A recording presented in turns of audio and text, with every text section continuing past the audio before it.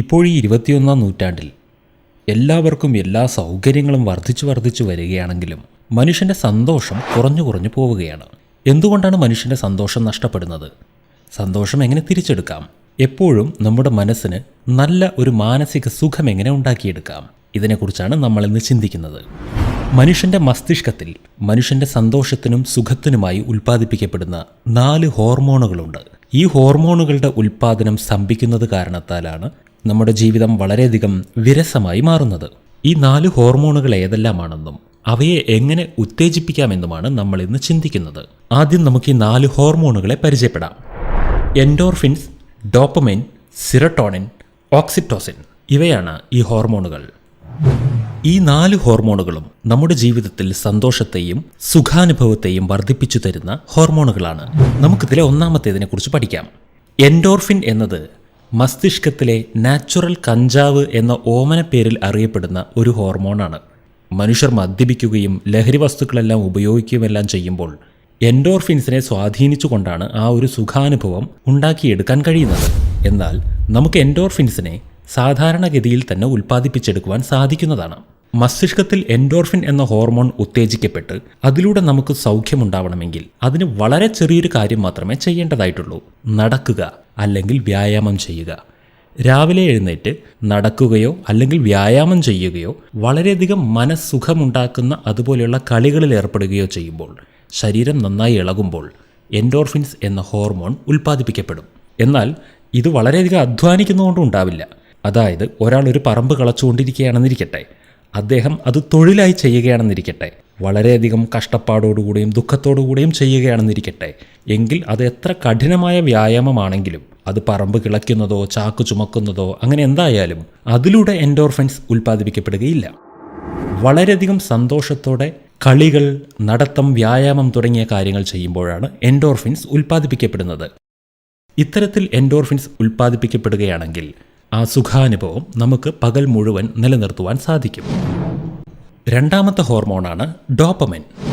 Parkinson's എന്നറിയപ്പെടുന്ന ഒരു അസുഖമുണ്ട്. വിറയൽ, ശരീരം മുഴുവൻ എപ്പോഴും വിറച്ചുകൊണ്ടിരിക്കുന്നു. അതുപോലെ തന്നെ മുഖത്ത് യാതൊരു സന്തോഷവും ഒരിക്കലും വരാത്ത അവസ്ഥ. ഇങ്ങനെയുള്ള അവസ്ഥകളെല്ലാം ഉണ്ടാകുന്നതിനുള്ള കാരണം ഡോപ്പമൈൻ്റെ കുറവാണ്. എന്നാൽ ഡോപ്പമൈൻ ഉത്തേജിപ്പിച്ച് നമുക്ക് ആ സന്തോഷവും സുഖാനുഭവവും ഉണ്ടാക്കിയെടുക്കുവാനുള്ള ഏറ്റവും ലളിതമായ വഴി പരസ്പരം അംഗീകരിക്കുക എന്നതാണ്. ഭാര്യ ഭർത്താവിനെ അംഗീകരിക്കുക, മാതാപിതാക്കൾ മക്കളെ അംഗീകരിക്കുക, മക്കൾ അച്ഛനും അമ്മയും അംഗീകരിക്കുക, കൂടെയുള്ളവരെ അംഗീകരിക്കുക. അവരെങ്ങനെയുള്ളവരായിരുന്നാലും ആദ്യം അവരെ അംഗീകരിക്കുക. സഹയോഗം നൽകുക, സ്നേഹിക്കുക, പ്രശംസിക്കുക. ഇങ്ങനെ സഹജീവികളെ അംഗീകരിക്കുന്ന ശീലം നമ്മളിൽ വളർത്തുകയാണെങ്കിൽ അതിലൂടെ നമ്മുടെ ഉള്ളിലെ ഡോപ്പമൈൻ ഹോർമോൺ ഉത്തേജിക്കപ്പെടും. അതിലൂടെ നമ്മളിൽ വളരെയധികം സന്തോഷത്തിൻ്റെയും സുഖത്തിൻ്റെയും അനുഭൂതി ഉണ്ടാകും.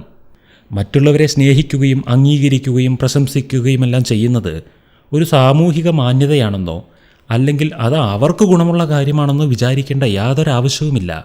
ഇത് നമ്മുടെ മാനസികാവസ്ഥയെ എപ്പോഴും സുഖാനുഭവത്തിൽ നിലനിർത്തുവാൻ വേണ്ടിയുള്ള ഒരു തന്ത്രമായി കണ്ടുകൊണ്ട് നമ്മൾ ഈ ശീലം വളർത്തുക. എല്ലാവരെയും അംഗീകരിക്കുക, എല്ലാവരോടും സഹകരിക്കുക, സ്നേഹിക്കുക, പ്രശംസിക്കുക. ഇങ്ങനെ നമ്മുടെ ഡോപ്പമൈൻ ഹോർമോണിനെ ഉത്തേജിപ്പിച്ചെടുക്കാൻ കഴിയും. നമ്മൾക്കതിലൂടെ എപ്പോഴും സന്തോഷം നിലനിർത്തുവാനും കഴിയും. അടുത്ത ഹോർമോണാണ് സെറോട്ടോണിൻ. സെറോട്ടോണിൻ ഉത്തേജിപ്പിക്കപ്പെടണമെങ്കിൽ ഒരേ ഒരു കാര്യം ചെയ്താൽ മതി: സേവനം ചെയ്യുക. മറ്റുള്ളവർക്കായി ഒരു കാര്യം ചെയ്തു കൊടുക്കുക. എന്തെങ്കിലും ഒരു ചെറിയ കാര്യം, അത് വീട്ടിലുമാകാം, ചുറ്റുവട്ടത്താകാം, അയൽക്കാർക്കാകാം, നാട്ടുകാർക്കാകാം, ഒരു പരിചയമില്ലാത്ത ആളുകൾക്കാകാം.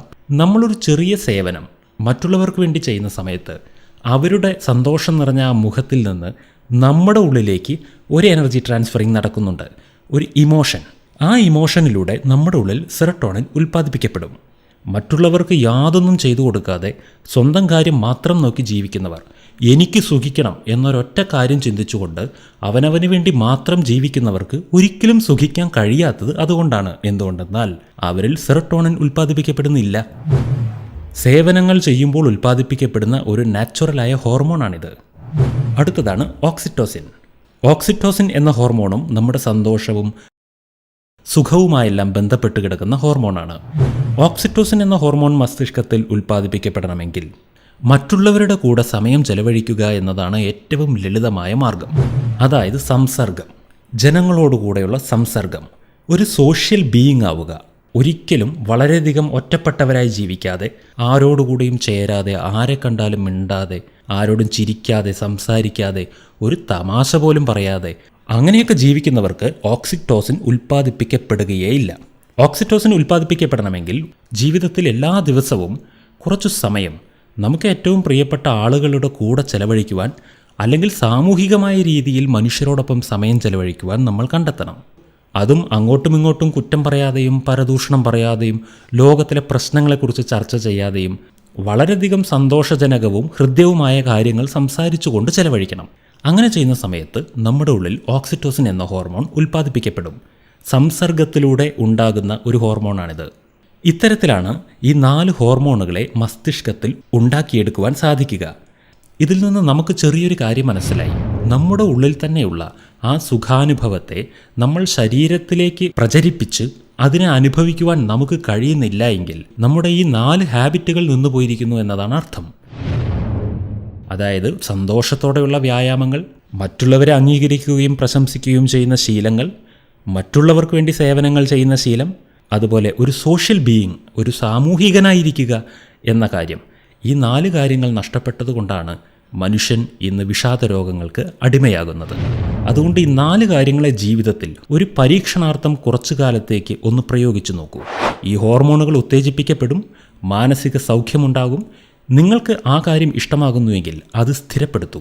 ജീവിതത്തിൽ സുഖത്തിനായി എവിടേക്കും അലയേണ്ട ആവശ്യമില്ല. സുഖത്തിൻ്റെ എല്ലാ തന്തുക്കളും നമ്മുടെ ഉള്ളിൽ തന്നെയുണ്ട്.